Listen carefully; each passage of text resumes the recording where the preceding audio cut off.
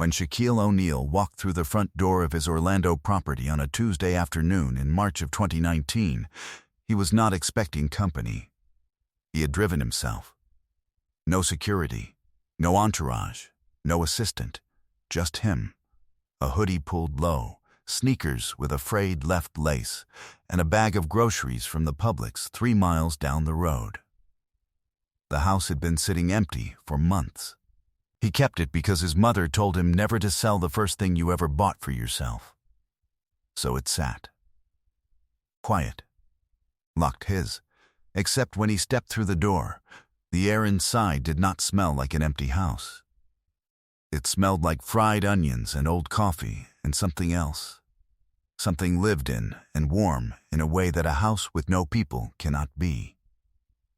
Shaq stood in the entryway, did not move, did not call out, just stood there and felt the difference between a house and a home, and understood, in his body before his mind caught up, that someone had been making this one theirs. He had 4 championships. He had a net worth that crossed $400 million before he was 40.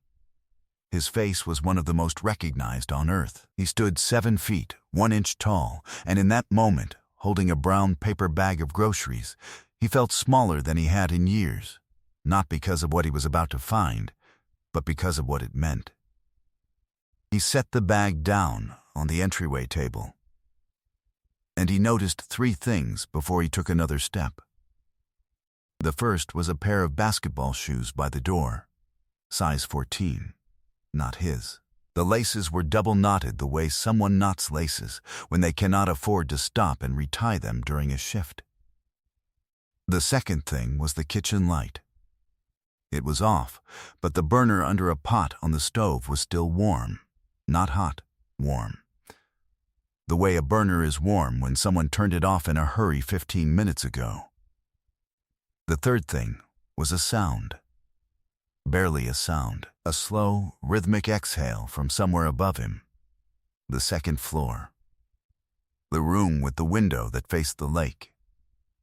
He noticed all 3 things. He said nothing. He picked his groceries back up and walked to the kitchen and put them away 1 item at a time. He was not confused. He was thinking. Now here is the part that nobody in that house understood yet. What was sleeping upstairs in Shaquille O'Neal's spare bedroom was not a stranger. It was not a fan who had somehow gotten lucky. What was living in that house, had been living in that house, quietly and carefully and with enormous shame, was a man named Marcus Webb. Marcus Webb, who Shaq had met at age 14 outside a recreation center in Newark, New Jersey. Marcus Webb, who had been his best friend for 31 years. There was a secret Shaq had been carrying, one that touched a grief so specific and so enormous that he had never spoken it out loud to anyone, not even his mother. And what Marcus Webb did not know, what he could not have guessed in 31 years of friendship, was that Shaq already knew he was there. He had known for 6 weeks. He had been waiting to understand why before he said a single word. Stay with us for the entire video, because what he discovered about why his best friend was sleeping in his spare bedroom is going to change the way you think about loyalty, about pride, and about what it means to truly know someone. Shaquille Rashawn O'Neal was born on March 6, 1972, in Newark, New Jersey. And the city did not make things easy for boys who were growing fast and had too much energy and not enough structure. His father was not present in the way a father needs to be. His mother, Lucille O'Neal, was present in the way that only certain women can be, with the kind of presence that fills a room, and then fills the rooms that room connects to. She was small physically, barely 5 feet 2, and she had the kind of quiet that is not passivity but the opposite of it. The quiet of a woman who has already decided what she will and will not allow. She worked. She prayed. She meant what she said and said very little she did not mean. When Shaq was 9 years old and came home crying because a bigger boy had taken something of his, she sat across from him at the kitchen table and said one sentence. not a speech. One sentence. Shaquille. Real people don't need you to see them coming. He did not understand it then. He carried it for the next 40 years. His stepfather, Philip Harrison, was a military man, Army sergeant, disciplined to his bones, the kind of man who believed that structure was not a cage but a spine. He moved the family to Germany when Shaq was 13, then to San Antonio, then back to the States. And everywhere they went, Shaq was the big kid who everyone saw and no one fully knew. And every time he found a friend who actually knew him, the Army moved them again. Until Newark. Until a recreation center on a Thursday afternoon and a skinny 15-year-old named Marcus Webb, who walked up to a 7-foot teenager and said, without any preamble, without any awe, "You want to play 2-on-2, or are you just going to stand there taking up space?" Nobody talked to Shaq like that. Nobody. He had been laughed at and stared at and marveled over, but no one had ever just spoken to him like he was a regular person who had a choice to make. He laughed. He played. He lost. Marcus Webb was, despite being a foot shorter, one of the best defenders Shaq had ever seen, quick and infuriating and completely without fear. They were inseparable for the next year. Then Shaq's family moved again. But Marcus called. And Shaq called back. And some friendships don't need proximity to survive, because they were built on something that geography cannot reach. Lucille O'Neill watched this friendship from a careful distance for 31 years, and she told her son once, when he was already famous and rich and surrounded by people who wanted things from him, "Marcus is one of the ones who saw you before they saw all that. Hold on to those." She died in 2024. She never got to see what happened in that house, but her words were in the room anyway. What you need to understand about Marcus Webb before you understand what he did is what life had done to him in the years after that recreation center in Newark. Marcus had been talented, genuinely, specifically talented, at the thing he loved most, which was not basketball but carpentry. He built things with his hands from the time he was 8 years old. Furniture, shelving, cabinets that his grandmother still had in her kitchen in 2019. He had enrolled in a trade program at 22. He had started a small business at 27.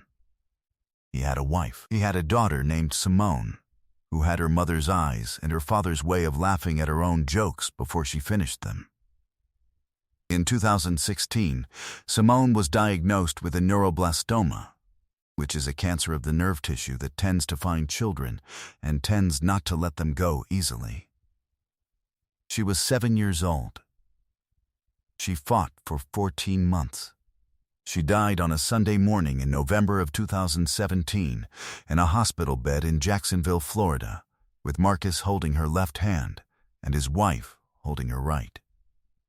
Marcus Webb was 44 years old, and the man he had been before that Sunday did not survive it. His wife did not survive the grief in the way that some marriages cannot survive the grief of losing a child, not from lack of love, but from the specific way that two people can grieve the same loss in completely opposite directions until there is no common ground left to stand on. The business closed. The savings were gone, not wasted, spent, every dollar of it on Simone's care, which Marcus did not regret and would never regret. He sold the house. He moved in with his brother in Decatur, Georgia, and then his brother's circumstances changed, and the arrangement ended. He was not destitute in the dramatic way. He was quiet broke, which is the kind of broke that skilled, proud men experience. The kind where you make it through each week by a margin thin enough to see through, and the idea of telling anyone, of asking for help, is so far outside what you believe yourself to be that it physically cannot happen. He had been sleeping in his truck for 6 weeks before he remembered the key. He had a key to Shaq's Orlando property. Shaq had given it to him in 2011 when they were both in Florida for a weekend, and Shaq had said casually, the way rich men sometimes say things that mean more than they realize. You ever need a place in Orlando, you know where the spare key is. Marcus had laughed it off. He had held on to the key because it was given by a friend, not because he ever imagined using it. But in January of 2017, 2 months after Simone died and 3 weeks after the last of the savings were gone, he drove to Orlando. He stood outside the house for 40 minutes before he went in. He told himself it was temporary. He told himself he would be out by February. He told himself Shaq would never need to know. He did not tell himself why he hadn't just called Shaq, because the answer to that question was something he could not yet look directly at, that he was ashamed, and that the shame felt like the last thing he was keeping. If Shaq knew, then Marcus had nothing left that was only his. So he slept in the spare room. He kept the house cleaner than he found it. He replaced the groceries he used. He had a job, 2 jobs actually, and he paid a small amount into a separate account each week that he told himself was what he owed. He had been there for 3 years, 2 months, and 11 days when Shaq walked through the front door on that Tuesday in March. Shaq found out the way he found out most things about people he paid attention to, not through surveillance or coincidence, but through accumulation. He had driven by the property 6 weeks earlier, and the light in the spare room had been on. He had a property manager who had mentioned, offhandedly, that the utility bills had been slightly higher than expected for an empty property. He had put those 2 things together and called a number he hadn't called in 4 months. Marcus had not answered. He called again 3 days later. Marcus answered that time, and they talked for 47 minutes about basketball and Lucille and a restaurant in Newark they both missed, and Marcus sounded almost like himself. Almost. And Shaq, who had known him for 31 years, heard the thing underneath the almost and decided not to name it yet. He wanted to understand first. He was not there to catch Marcus. He was there to not leave before he knew what Marcus needed. His mother's voice was with him. Real people don't need you to see them coming. There was a woman in this story who deserves to be named. Her name was Gloria Reyes. She was 63 years old, a retired school counselor who had lived 4 houses down from Shaq's Orlando property for 11 years, and who noticed everything on her street the way certain retired women notice everything. Not from nosiness, but from the specific vigilance of someone who spent 30 years watching children for signs that something was wrong at home. Gloria had seen the light in the spare room. She had seen a man, tall, lean, careful with the garbage cans, coming and going at hours that suggested work shifts. She had not called the police. She had not called the property manager. What she had done 3 weeks earlier was leave a covered plate of food on the back step, with a note that said only, "You look like you could use a meal. No questions. Gee, the plate was gone by morning." 2 days later, there was a small wreath of dried flowers on her front step with no note. She knew it was from him. She had not told anyone. She had been waiting to see how the story was going to go.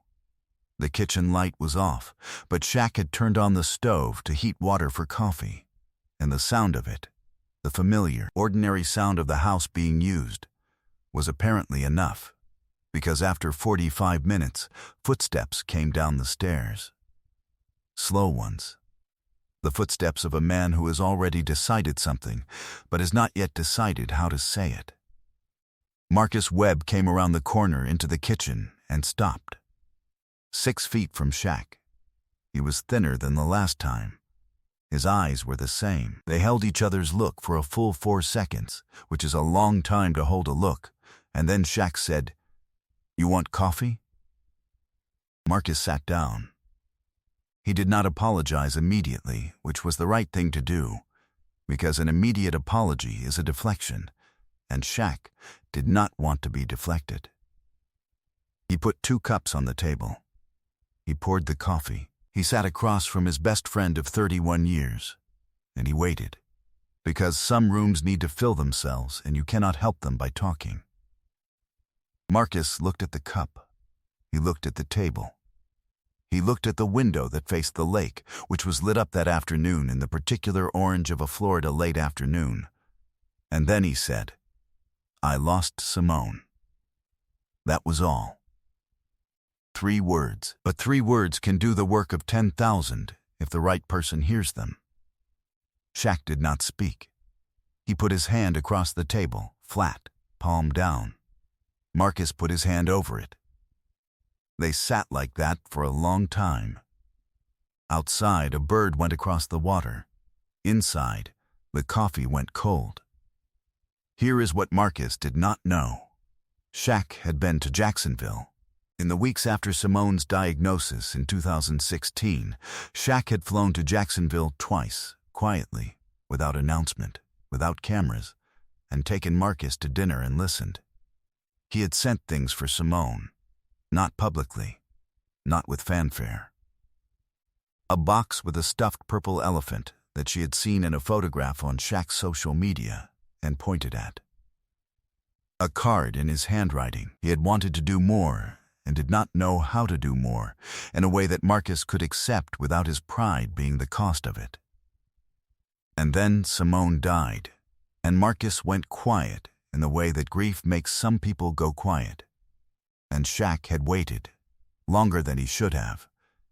He knew that now, because he did not know how to reach through the specific wall that grief builds without making it worse. He had lost time thinking about how to help instead of just helping, and that was a failure he intended to own. What Marcus did not know, what was about to converge, slowly in the kitchen of a house he had been quietly, shamefully, gratefully living in for 3 years, was that Shaq had purchased this house not only for himself. He had purchased it in 2009, partly because Marcus had mentioned once, in passing, on a phone call that lasted until 2 in the morning, that he had always wanted to live somewhere with a lake. Not a big lake, just a lake. Just water outside a window where he could drink his coffee in the morning and not have to think about anything for 5 minutes. Shaq had not told him that. He had just bought the house, and it had a lake, and he had given Marcus a key, and he had said, "You know where the spare key is." And for 10 years he had assumed Marcus understood what he was being offered. He had not understood. He had understood something smaller, which was hospitality. He had not understood that the house, in some way that Shaq could not have named without embarrassing both of them, had always had a room in it that was thinking of Marcus Webb. The convergence arrived not as a dramatic moment, but as something Shaq took from his jacket pocket. A folded piece of paper. Not a legal document, not a check. A deed. A transfer of ownership, dated 6 weeks earlier, notarized and filed and complete. Transferring the Orlando property to Marcus Webb. He slid it across the table without a word. Marcus looked at it. He looked at it for a long time. He said, "Shaq, 1 word." Shaq said, "You've been paying utilities for 3 years. I figured we could call it even." Marcus tried to push the paper back across the table, and Shaq put his hand over it flat and did not allow it. He said, "Marcus, your daughter loved that lake." And that was it. That was the sentence. It was the sentence that carried 3 years of sleeping in a spare room and 31 years of a friendship, and all of Lucille O'Neill's quiet insistence that the people who saw you before they saw everything else are the ones you hold on to. Marcus Webb put his face in his hands and did not try to stop what happened next. Shaq sat across from him and let it happen, and did not look away and did not say anything else, because some things do not need to be said over the top of. There was one more thing.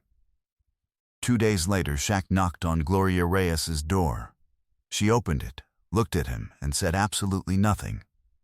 He said, "You're the one who left the food." She said yes. He said, "Thank you for doing your job." She looked at him for a moment, and then she laughed. A real laugh, not a polite one. Because she understood that he was not talking about her years of school counseling, though he was also talking about that. She was. She had been. She had watched a person who was struggling, and she had not needed a reason or a reward to reach toward him. She had just done it, quietly, the way the best people do the most important things. Marcus Webb lives in that house now. He has a small carpentry business in Orlando that he restarted in the summer of 2019. It is not large. It is his. His truck is in the driveway. The light in the spare room has been off for 4 years. Because he doesn't need it anymore, he has the whole house. And most mornings he drinks his coffee at the window that faces the lake, and sometimes he does not think about anything for 5 minutes. And sometimes he thinks about Simone, and sometimes those are the same 5 minutes. Gloria Reyes still lives 4 houses down. They wave on mornings when they are both outside at the same time. Shaq visits when he is in Florida, which is often enough. He does not call ahead. He does not need to. The door, as it has always been, is open. What happened in that kitchen was not about money. It was not about generosity in the way that word usually gets used, which is the showy, documented kind. What it was about was the thing that Lucille O'Neill had been trying to teach her son since he was 9 years old at a kitchen table in Newark, that real people don't need you to see them coming. They are already there. They were there before you knew to look. Marcus Webb was already in the house. He had always been in the house. Shaq just made it official. He never asked him to leave. If you are watching this, and you have someone in your life who was there before everything else, drop their name in the comments right now. Just their name, nothing else. That's all it takes to say what needs to be said.